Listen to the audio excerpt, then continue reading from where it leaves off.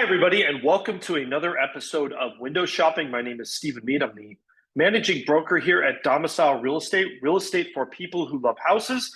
This is where we take a look at fun and interesting architectural homes. And I've been promising for a couple weeks now that we were going to really dive into a home that was definitely under that $1 million mark. That's going to be something that might be possible for entry-level home buyers. And this week, we were blessed with something that I think is wonderful. It is a Cliff May home in Anaheim. And those of you who know me might have heard me mention this before. I previously owned a Cliff May home in Orange County in one of the Tustin neighborhoods. The Cliff May homes in Long Beach get a lot more press, frankly, just because that neighborhood is huge. There are over 700 Cliff May homes in that neighborhood. The neighborhoods around Orange County were a bit smaller and offer fewer homes. So we're going to go ahead and take a look this week at this home that's came up. It is a renovation, but I think it's a really good one given what they started with and given the house. And I really think this is moving in the positive and the right direction. So let's go ahead and let's take a look.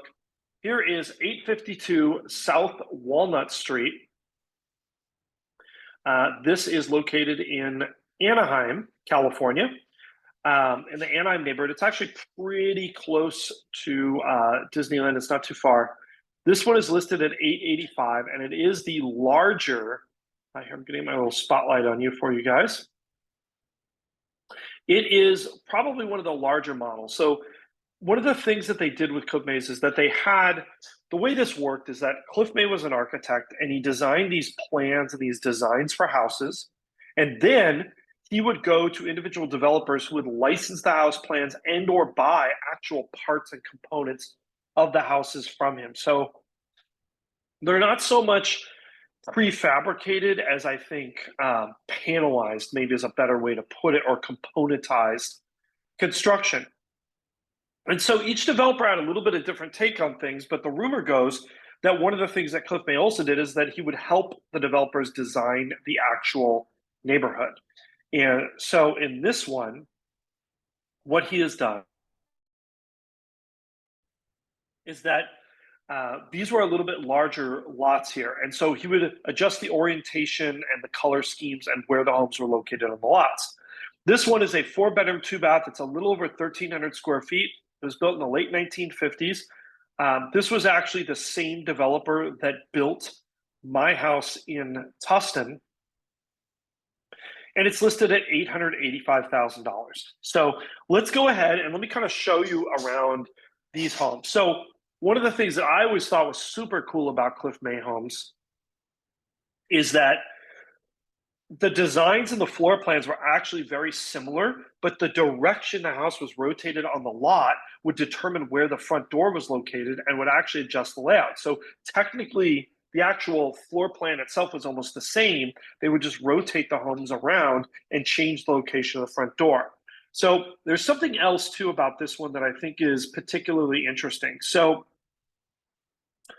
this neighborhood and most Cliff May neighborhoods were not built with open beam ceilings.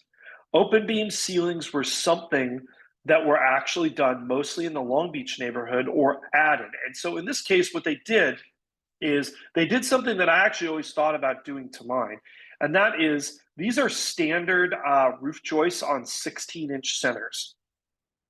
And what they did is they put in some drywall in between them and a little bit of a spacer to run wiring for these lights, which is, it gives you kind of that open beam look. And these aren't fake, right? These are the actual ceiling joists that are up here.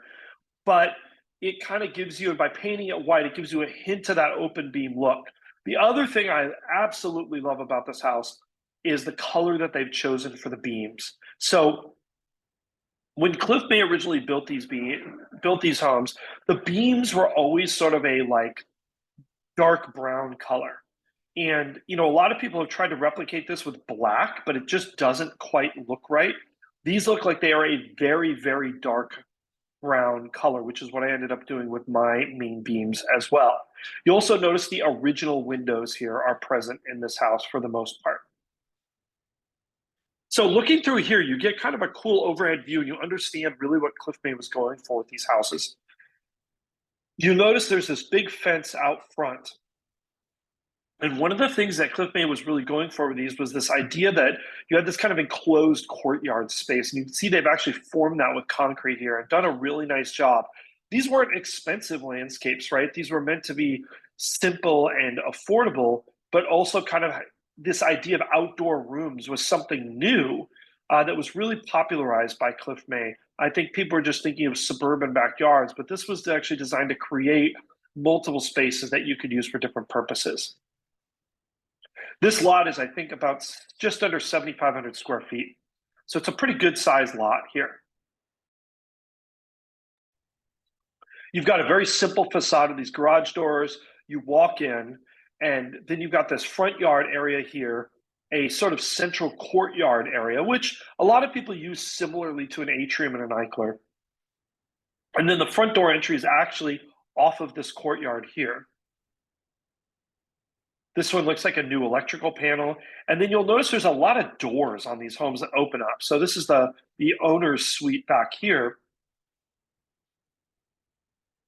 Tons of doors in these homes that open up. So it really creates a very airy feel to these houses. Like I said, this one is actually a 4-bedroom model, though I think they might have taken out the 4th bedroom or converted it on this one. You'll see a new kitchen here where they've kind of opened up this wall area and done this sort of partial panel, which I really like in this house. So looking through, you've got a dining area, main living area here.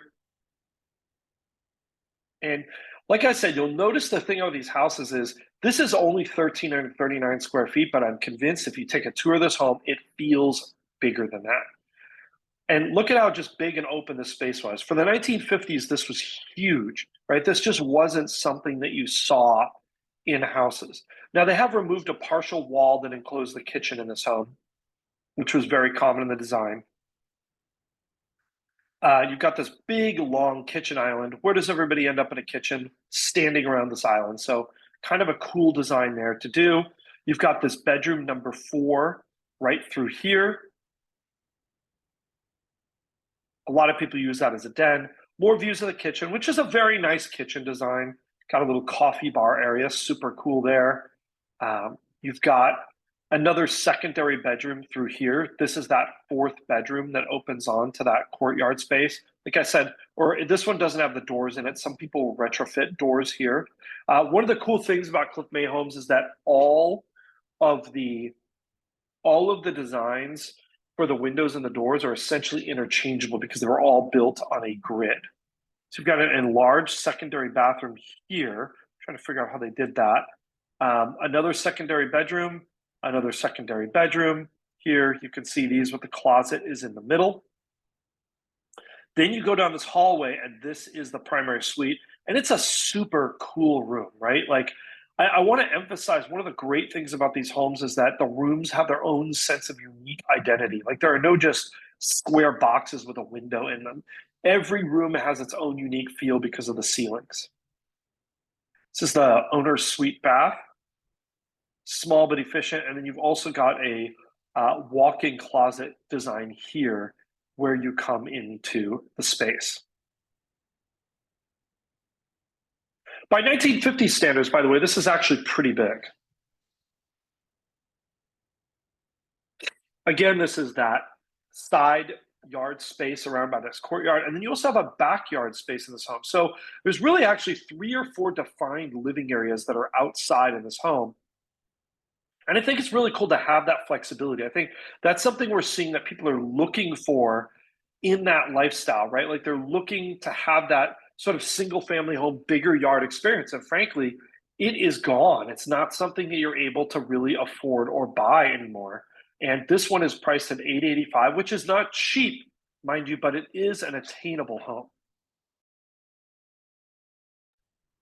So lots of outdoor space, lots of opportunities too. See here, we've got Disneyland just over here. The house is right over here. So again, not too far. I'm going to go ahead and back out of these so we can kind of come back and I'll show you here down on a map where this is located. You've got Ball Road here. Walnut. So this home does have some yard frontage, but again, because of the way this is designed with this front yard, you're really walled off. You're really shielded from there. Anyhow, this is a great opportunity to get into an architectural home from a named and known architect here in Southern California at what I think is a very reasonable price. And it's a home that doesn't need work. It's got heating, it's got air conditioning, it's got all those things done, new electrical panel. Really doesn't need much, but there's still an opportunity to personalize the yard space and really maximize that outdoor living that Cliff May is famous for. And yeah, if you'd like to see this house, or if you'd like to see another architectural home, we would absolutely love to work with you and represent your interests as a buyer. I also bring up this one is not our listing. It is listed by Katie Reid at Keller Williams Pacific Estates. But again, we would love to represent your interests as a buyer, and I wholeheartedly recommend that you have your interests represented by your own agent rather than the agent who is also representing the seller. Anyhow, thanks so much for watching. If you'd like to buy an architectural unique home, or if you have a unique architectural home to sell here in Southern California, definitely reach out to us. Don't forget to like, subscribe, or hit that notification bell, and we will see you again real soon.